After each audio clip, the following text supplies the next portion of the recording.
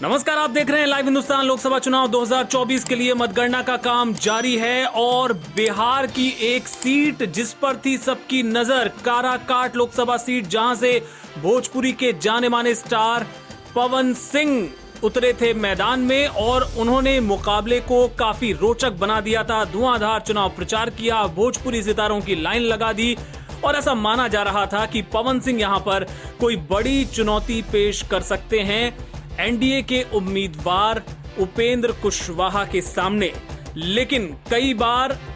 दो के चक्कर में किसी तीसरे का फायदा हो जाता है और वैसा ही कुछ होता हुआ नजर आ रहा है काराकाट में, जहां पर इंडिया गठबंधन के प्रत्याशी जो कि सीपीआई के हैं राजा राम सिंह, वो यहां भारी बढ़त बनाए हुए हैं और यहां जो त्रिकोणीय मुकाबला हो रहा था उसमें एनडीए के प्रत्याशी उपेंद्र कुशवाहा को भारी नुकसान पवन सिंह के चलते होता हुआ नजर आ रहा है।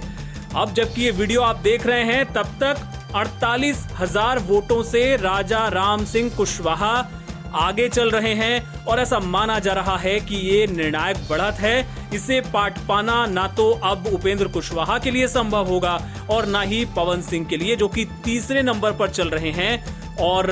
उन्हें 1 लाख कुछ, जो एक एग्जैक्ट आंकड़ा आपको बता देते हैं, सीपीआई माले के जो राजा राम सिंह कुशवाहा हैं उनको 1,62,000 वोट पाकर वो पहले नंबर पर हैं, चुनाव जीतते नजर आ रहे हैं। उपेंद्र कुशवाहा को मिले हैं 1,13,227 वोट, वो दूसरे नंबर पर हैं और तीसरे नंबर पर हैं पवन सिंह 1,04,529 वोटों के साथ। अभी वोटों की गिनती चल रही है, लेकिन जो रुझान है वो साफ इशारा कर रहे हैं कि पवन सिंह का जादू नहीं चला, उल्टा उनके चक्कर में बीजेपी के सहयोगी उपेंद्र कुशवाहा को तगड़ा झटका लग गया है। आपको यहां पर यह बता दें कि पवन सिंह को पहले बीजेपी ने बंगाल के आसनसोल से टिकट दिया था, लेकिन एक जो उनके बंगाली महिलाओं को लेकर उनके जो गाने थे वो अचानक से एक बड़ा मुद्दा बने और उन्होंने चुनाव लड़ने से वहां से इनकार कर दिया।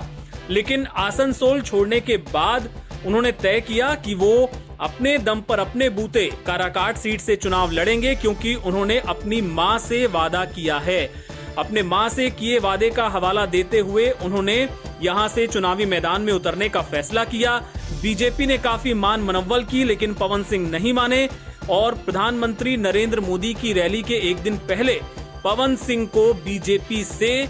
बाहर कर दिया गया, ये कहते हुए कि आप अपने गठबंधन के खिलाफ चुनाव लड़ रहे हैं, ऐसे में आपको बाहर किया जाता है। लेकिन पवन सिंह पीछे नहीं हटे, पूरे दमखम के साथ लगे रहे। कई भोजपुरी स्टार्स ने उनके पक्ष में चुनाव प्रचार भी किया, लेकिन ऐसा लगता है कि लोग उनको देखने तो आए,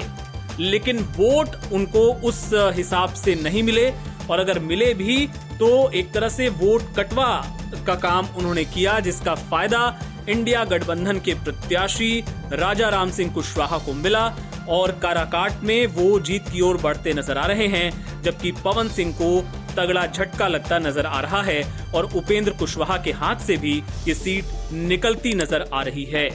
आप देखते रहिए लाइव हिंदुस्तान, ऐसे ही तमाम चुनावी नतीजे आप तक पहुंचाते रहेंगे।